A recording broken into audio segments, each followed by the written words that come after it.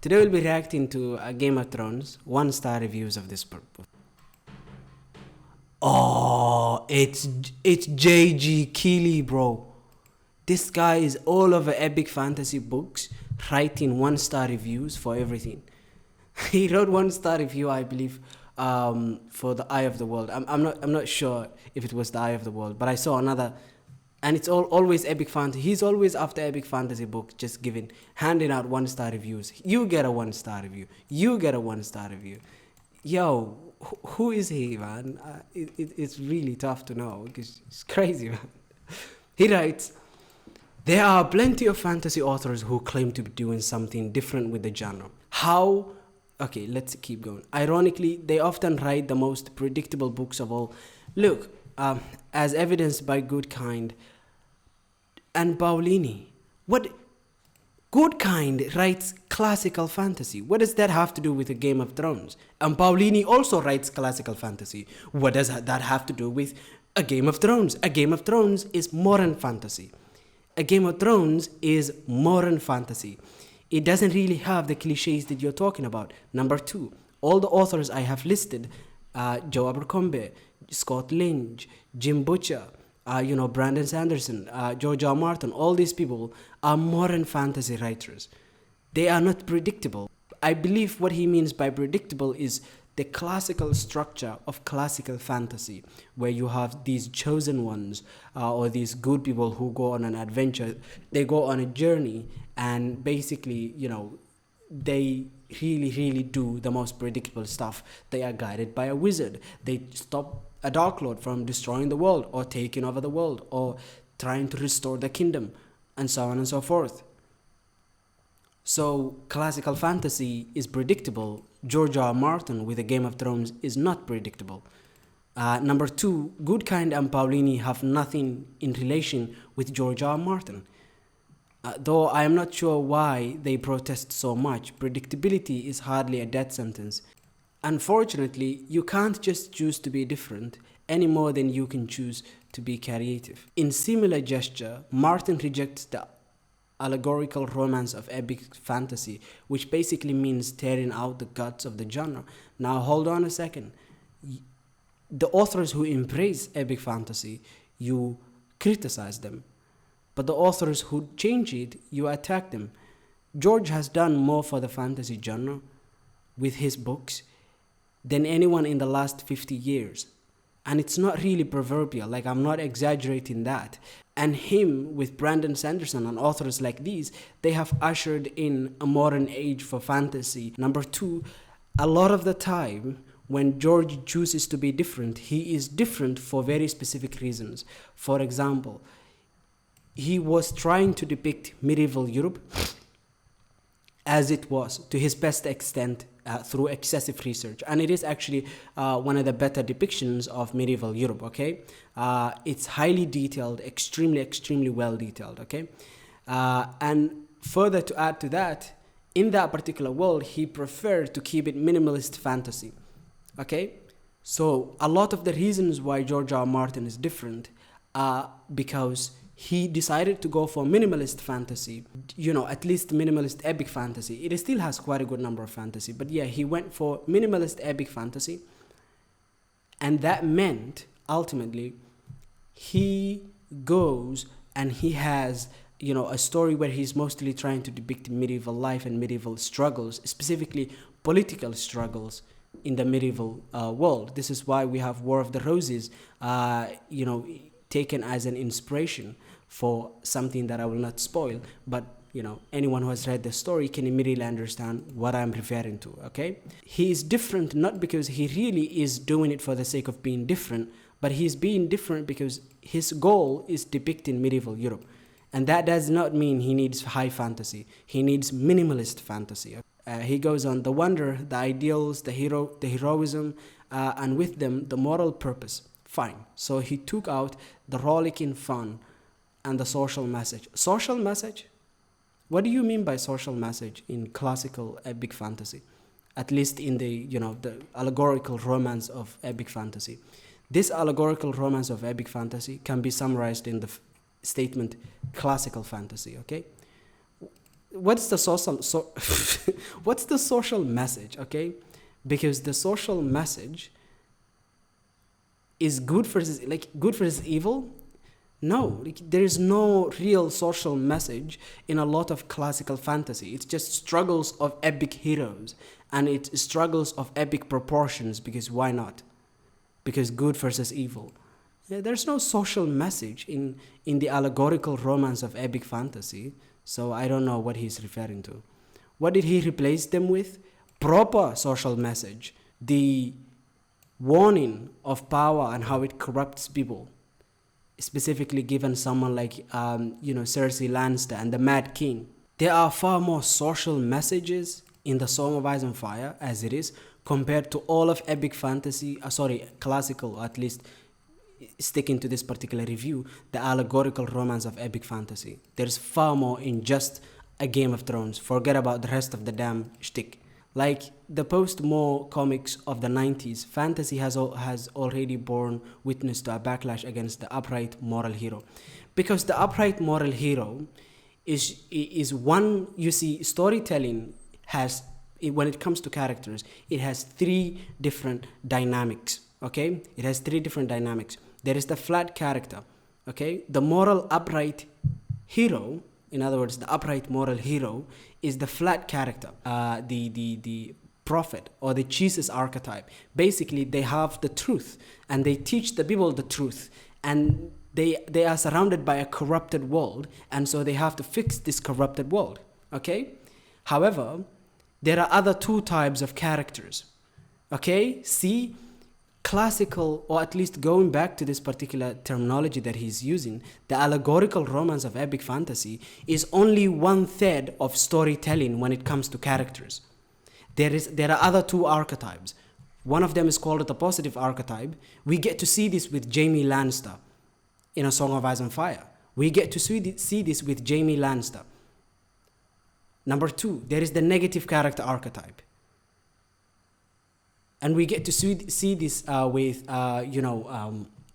Cersei Lannister, as she becomes more and more depraved, throughout the books. And if I can even find you classical epic fantasy, examples like Boromir from Fellowship of the Rings, where he is corrupted by the ring. So ultimately, the upright moral hero, the backlash to this character is warranted because it's only 1/3 of storytelling. So there is nothing wrong with hating this character. And then a backlash against the grim anti-hero who succeeded him. I don't think there is a backlash against the grim hero who succeeded him. There's just preferences. I prefer someone like Randall Thor. Not me, but someone says, I prefer someone like Randall Thor. I prefer someone like Jaime Lannister. I prefer someone like Tyrion Lannister, okay? So ultimately, it's all about preferences. It just happens that now, in the modern world of 2021, we have, okay, I'll repeat this one more time. It just so happens that in the modern world of 2021, we happen to have both the upright moral hero, like Kaladin, and then the grim anti-heroes. So we just happen to have more nowadays. And a lot of that can be thanks to Martin. A lot of that can be really thanks to Martin. Now, I understand he is not the only one, because there were a lot of people who contributed to this particular push away from the upright moral hero. But ultimately, we just have more today. We don't have less of the upright moral hero.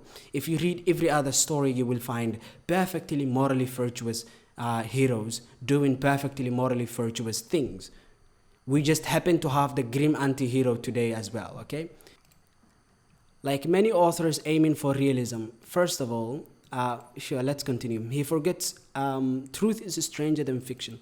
The real world is full of unbelievable events, coincidences, and odd characters.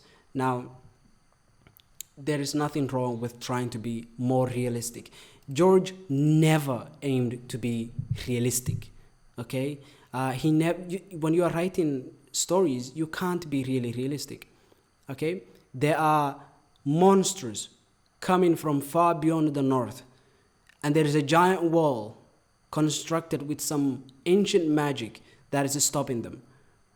Number two, there are dudes who can warg into animals, control these animals with their minds. He wasn't trying to be realistic. He was trying to be more realistic so that he can depict medieval Europe. Remember, in the beginning, I explained one of George's objectives initially has been to depict medieval Europe. Therefore, he needed to be more realistic. Therefore, minimalist fantasy.